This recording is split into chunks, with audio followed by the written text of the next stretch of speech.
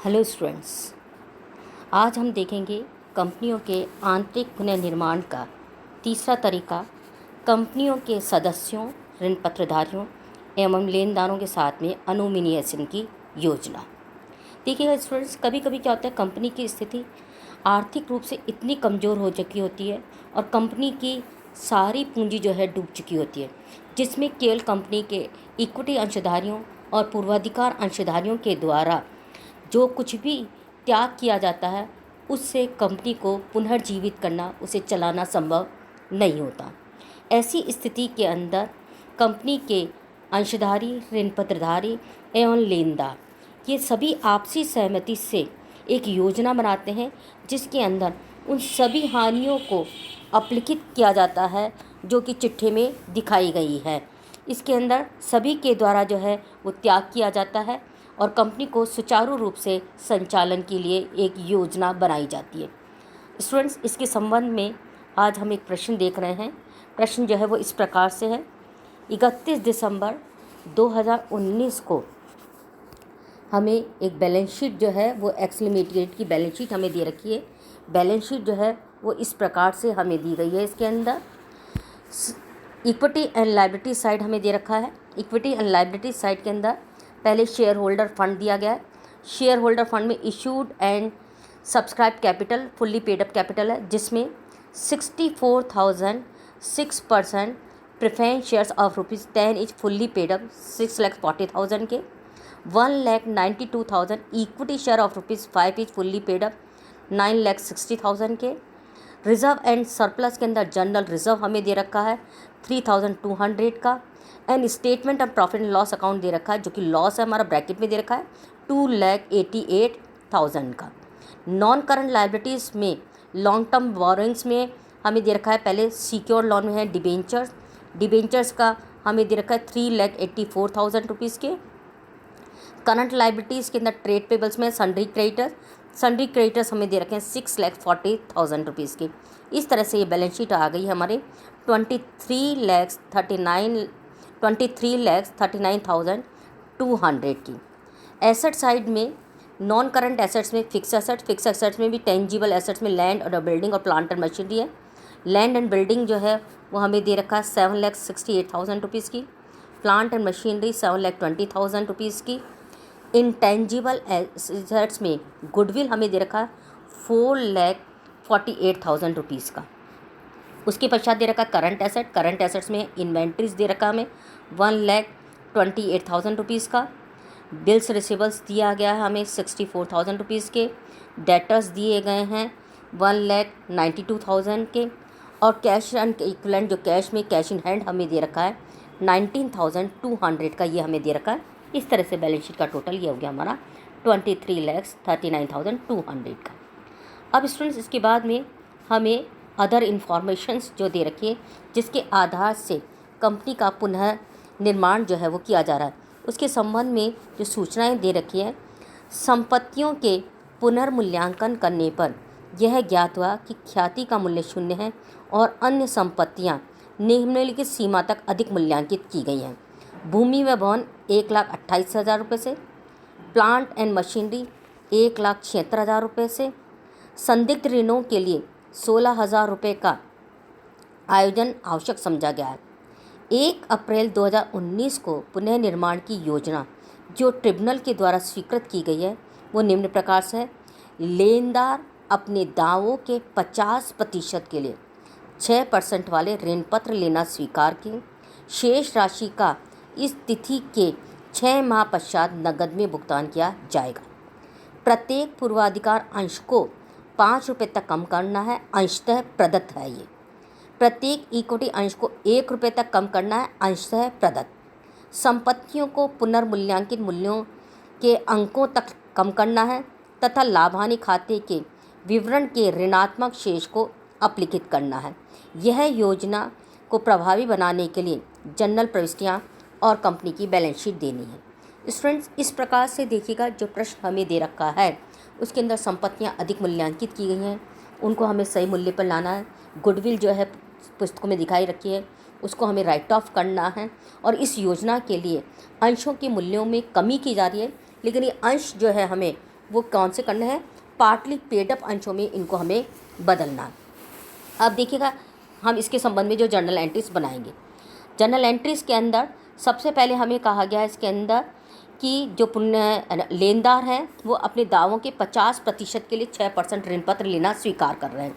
Balance sheet के अंदर students हमारे जो सन्ड्री क्रेडिटर्स हमें दिए गए हैं, वो सन्ड्री क्रेडिटर्स जो है वो 6,40,000 रुपीज़ के दिए गए हैं हमें। इसके 50% को हम क्या दे रहे हैं, डिबेंचर्स दे रहे हैं। तो एंट्री क्या बनाएंगे, sundry creditors account debit to 6% debenture account 3,20,000 के जो है इनको डिबेंचर्स दे दिए जाएंगे। ये नरेशन हो जाएगा हमारा, 6% debenture issue to the creditors for 50% of their claim under reorganisation scheme के अंतर्गत जो है वो दिया जा रहा है। इसके पश्चात हम अंशों के मूल्य को कम कर रहे हैं। अंशों के मूल्यों में प्रेफरेंस शेयर्स के मूल्य को और इक्विटी शेयर के मूल्य को हम कम कर रहे हैं। प्रेफरेंस शेयर्स के मूल्य को जो है कम करने के लिए हमें कहा गया 5 रुपये तक कम करना है। प्रेफरेंस शेयर का मूल्य जो है हमारा देखिएगा 10 रुपये है, और अंशों की संख्या जो है हमारी वो है, वो बैलेंस शीट के अंदर देखिएगा अंशों की संख्या जो है हमारे पास में ऊपर बैलेंस शीट में देखिएगा 64,000 अंश है। इसको अंश को हमें क्या करना है, 5 रुपये तक कम करना है। तो हम इसे 5 रुपये का कर रहे हैं। हम क्या करेंगे, इस 64,000 को 5 रुपीज़ से मल्टीप्लाई करेंगे। एंट्री बन जाएगी हमारी 6% preference share capital account debit. 64,000 को 5 से मल्टीप्लाई करेंगे तो अमाउंट आ जाएगा हमारा 3,20,000 रुपीज़। दूसरा equity share capital account. Equity share capital जो है हमारे इक्विटी शेयर अंशों की संख्या जो है हमारी वो दे रखी है हमें 1,92,000 के, ये हमारे इक्विटी शेयर्स हमें दे रखे हैं। हम देखिएगा इसके अंदर जो हमारे अंश है इक्विटी शेयर, ये एक अंश का मूल्य 5 रुपये है और हमें इसको 1 रुपये तक कम करना है, अर्थात 4 रुपये से हमें कम करना है। इसको 4 रुपये से कम करना है तो हम क्या करेंगे, इसको 4 रुपये से मल्टीप्लाई करेंगे। कैपिटल रिडक्शन कितना जा रहा है हमारा, 4 रुपये में जा रहा है, तो हम 4 रुपये से इसको मल्टीप्लाई करेंगे।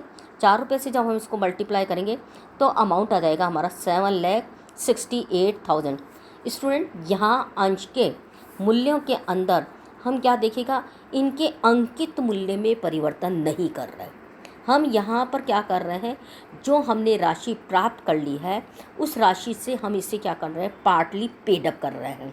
तो जो पूर्वाधिकार अंश है वो 10 रुपये वाला था, उसको हमने 5 रुपये में कन्वर्ट कर दिया, 5 रुपये का पेड अप कर लिया। 5 रुपये किस में चला गया, हमारा कैपिटल रिडक्शन में चला गया। तो हमने कैपिटल रिडक्शन में इस तरह से 64,000 शेयर्स को मल्टीप्लाई करा।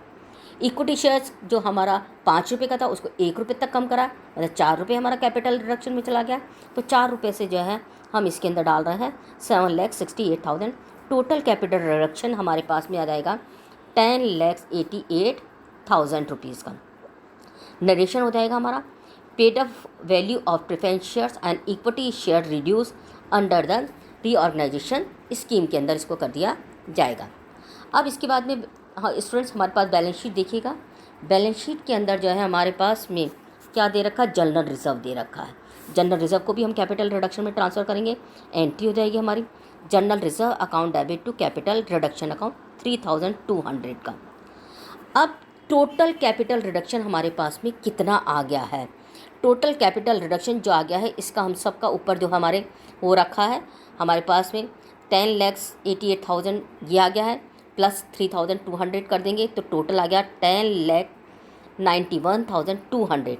अब इससे हमें जो जो राइट ऑफ करना है उन राइट ऑफ करने वाले को हम क्या करेंगे, क्रेडिट करते जाएंगे। एंट्री बनेगी हमारी capital reduction account debit to, सबसे पहले हम ले रहे हैं statement of profit and loss account, जो हमारा लॉस अमाउंट है उसको कर दिया जाएगा 2,88,000 से उसको बना दिया जाएगा। Provision for doubtful debts, provision for doubtful debts के लिए हमें क्या कह रहे हैं, इसके अंदर हमें कहा गया है कि संदिग्ध ऋणों के लिए हमें 16,000 से आयोजन बनाना है, तो 16,000 रुपये का हम इसको क्रेडिट कर देंगे। गुडविल जो बैलेंस शीट के अंदर दिखा रही है उसको पूरे को हम राइट ऑफ करेंगे, 4,48,000 से गुडविल को कर दिया जाए। लैंड एंड बिल्डिंग को 1,28,000 से करने के लिए कहा गया, लैंड एंड बिल्डिंग को हम 1,28,000 से कर देंगे। प्लांट एंड मशीनरी को 1,76,000 से करने के लिए कहा गया, प्लांट एंड मशीनरी को हम 1,76,000 से कर देंगे। और अंत में फिर भी हमारे पास में क्या हो रहा है, कैपिटल रिडक्शन के अंदर बैलेंस बच रहा है, इस बैलेंस को हम क्या करेंगे, कैपिटल रिजर्व अकाउंट के अंदर ट्रांसफ़र कर देंगे, जो अमाउंट आ रहा है हमारा 35,200 का। तो इस तरह से देखिएगा स्टूडेंट, जो कैपिटल रिडक्शन हमारे पास में आया है, उस कैपिटल रिडक्शन से हम क्या कर रहे हैं, जो भी लॉसेस है वो हमारा P&L अकाउंट का लॉसेस है, चाहे वो गुडविल से हमारा हो रहा है, चाहे हमने संपत्तियों को अधिक मूल्यांकित कर रखा है, उन सब को हमें राइट ऑफ करके और कैपिटल रिडक्शन से उनको राइट ऑफ कर देना है। अब स्टूडेंट्स, इसके बाद में हमारे से पूछा जा रहा है कि हम आफ्टर रिकंस्ट्रक्शन बैलेंस शीट किस प्रकार से बनाएंगे। आफ्टर रिकंस्ट्रक्शन की बैलेंस शीट के लिए हमें बैलेंस शीट बना रहे हैं, जो है वो 1 अप्रैल 2019 की ये बैलेंस शीट हम बना रहे हैं। बैलेंस शीट का जो फॉर्मेट हमें दे रखा उसी फॉर्मेट के आधार से ही हम चलेंगे, लेकिन जो परिवर्तन हो रहा है वो उसके अंदर हम दिखाएंगे। सबसे पहले सब्सक्राइब कैपिटल में हमारा जो दे रखा है, इशूड कैपिटल दे रखी है। प्रेफरेंस शेयर्स की संख्या में कोई परिवर्तन नहीं करा है। 64,000 के हमारे जो है प्रेफरेंस शेयर्स हैं, हम प्रेफरेंस शेयर्स जो है वो 64,000 के। अंकित मूल्य में भी कोई परिवर्तन नहीं करा, 10 रुपीज़ ही रहेगा, वो एज इट इज़ दिखा दिया जाएगा, 6,40,000 रुपये। 1,92,000 के इक्विटी शेयर जो कि 5 रुपये वाला है, इसके भी अंकित मूल्य में कोई परिवर्तन नहीं किया है, तो ये हो जाएगा हमारा 9,60,000। ये तो गया हमारा इशूड। अब देखेंगे हम सब्सक्राइब कैपिटल। सब्सक्राइब कैपिटल में देखिएगा हमने 64,000 रुपीज़ के हमने प्रेफरेंस शेयर थे। इन शेयर्स को हमने कितने का पेडअप कर दिया, 5 रुपये पेडअप करा है, तो 5 रुपीज़ पेडअप से हम इसको मल्टीप्लाई करेंगे, 3,20,000 का हो जाएगा। 1,92,000 रुपीज़ के हमारे इक्विटी शेयर्स हैं, जो 5 रुपये ईच का था, इसको हमने 1 रुपीज़ पेडअप कर दिया है, तो हम 1 रुपीज़ पेडअप कर देंगे 1,92,000 रुपीज़ का। तो अंश का जो हमने मूल्य रखा है 5 रुपीज़ और 1 रुपीज़ पेडअप वैल्यू, उसको जो है हम सब्सक्राइब कैपिटल के अंदर दिखाएंगे। इसके पश्चात स्टूडेंट हम लेंगे रिजर्व एंड सरप्लस। क्योंकि देखिए पहले वाली बैलेंस शीट में हमारा जनरल रिजर्व और statement of profit and loss account था। हमने जनरल रिजर्व को जो है वो कैपिटल रिडक्शन में ट्रांसफ़र कर दिया और लॉसेस को हमने राइट ऑफ कर दिया। कैपिटल रिडक्शन से जब हमने राइट ऑफ किया तो हमारे पास में कैपिटल रिडक्शन में ऊपर बैलेंस शीट ऊपर एंट्रीज में देखिएगा 35,200 का बैलेंस आया था। हम क्या करेंगे, 35,200 के बैलेंस को इस कैपिटल रिजर्व के अंदर यहाँ पे बैलेंस शीट के अंदर हम दिखा देंगे। इसके पश्चात हम लेंगे अब non current liabilities. Non current liabilities के अंदर हमारे पास में क्या दे रखे हैं, इसके अंदर ये दिए गए हैं हमारे पास में 5% सिक्योर लोन के डिबेंचर दिए गए हैं। 5% सिक्योर लोन के जो हमारे डिबेंचर्स दे रखे हैं वो दिए गए हैं हमें 3,84,000 रुपीज़ के हमारे ये डिबेंचर्स हैं। इसमें हमने किसी प्रकार का कोई परिवर्तन नहीं किया, ये हमारे ऐसे के ऐसे रह जाएंगे 5% वाले।